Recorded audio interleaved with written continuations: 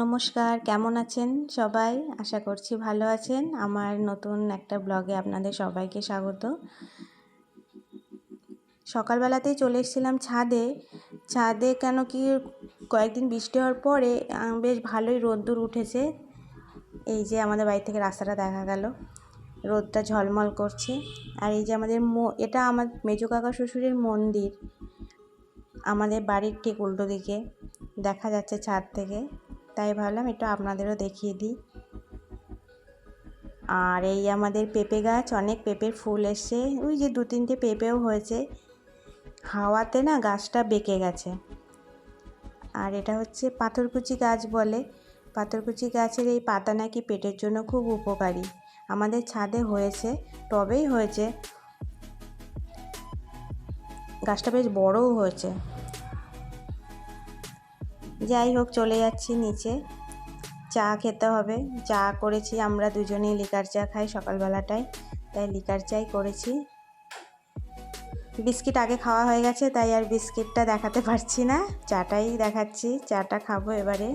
যাই হোক, মেয়ে চলে যাবে এবার আঁকতে, ও রেডি হয়েই গেছে, চলে যাবে।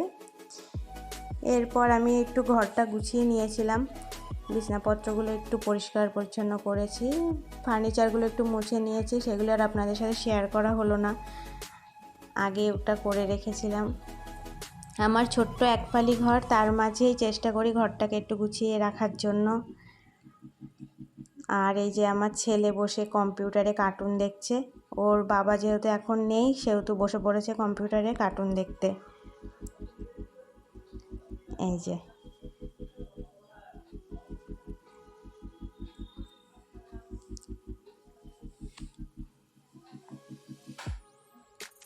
এবার ওকে দিয়ে দেবো খেতে। সকালে টিফিনে করেছিলাম রুটি আর ছোলার ডাল হালকা করে, সেটাই দিয়ে দেবো খেতে।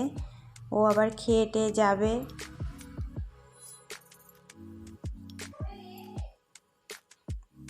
আমার ছেলেকে আজকে ন্যাড়া করা হবে, তাই তাকে নিয়ে খুব মজার একটা বিষয় আছে, আপনারা দেখতে থাকবেন, খুব খুব হাসি পাবে। ব্যাস, আমার নীলবাবু চলে এসছে সেলুনে ন্যাড়া হতে। বাপরে বাপ, কত বুঝিয়ে তাকে সেলুনে পাঠানো হয়েছে, সে কিছুতেই যাবে না ন্যাড়া হতে, চুল কিছুতেই কাটবে না। এত গরমে ঘামাচি বেরিয়ে গেছে, তাই ভাবলাম যে একটু ন্যাড়া করিয়েই দিই, ভালোই হবে তাহলে। অনেক বোঝানোর পর এসছে। আর ওই যে মাথায় একটু চুলও রেখে দিয়েছে। আমার ঠাকুমা শাশুড়ি বলেছেন যে মাথা একেবারে পুরো ন্যাড়া করবি না, একটু সামান্য পেছন দিকে একটু চুল রেখে দিবি, এটা নাকি আমাদের মধ্যে নিয়ম আছে, পুরো ন্যাড়া করতে নেই।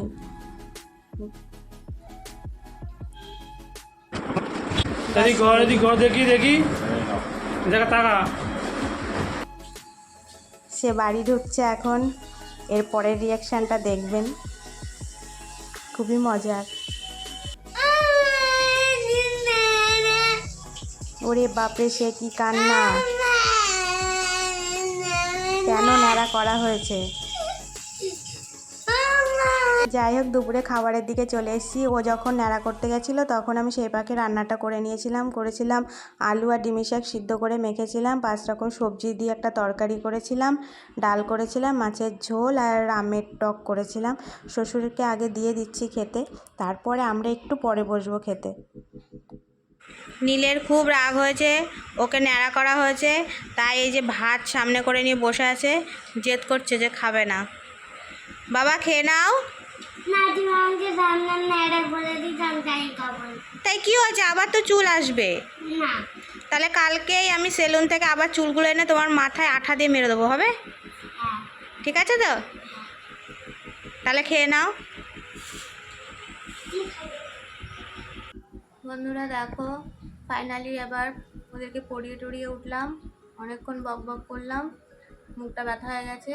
এবার ওদের দুজনকে খেতে দিয়ে তারপর ঘুম পাড়িয়ে দিয়ে আমরা তারপরে খাবো।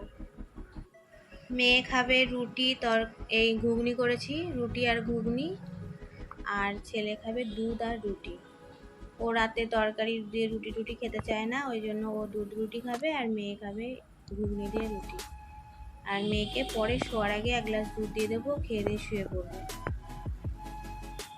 ব্যস্ততার পর এখন আসলাম বিছানায়, রাত হয়ে অনেক সবাইকে খাইয়ে দাইয়ে দিয়েছি, ছেলে মেয়েকে দিয়ে গেছে, এবার আমি শোবো। তো আমার ব্লগ আপনাদের কেমন লাগছে আমাকে অবশ্যই জানাবেন, আর একটা লাইক করবেন, শেয়ার করবেন, কমেন্ট করবেন আর সাবস্ক্রাইব করবেন, আর কমেন্টে আমাকে অবশ্যই দয়া করে জানাবেন আপনারা কোথা থেকে বলছেন আর কোন জায়গা থেকে বলছেন, আপনারা দয়া করে অবশ্যই জানাবেন। তো আমার ব্লগ আজকে এখানেই শেষ করছি। নমস্কার, শুভ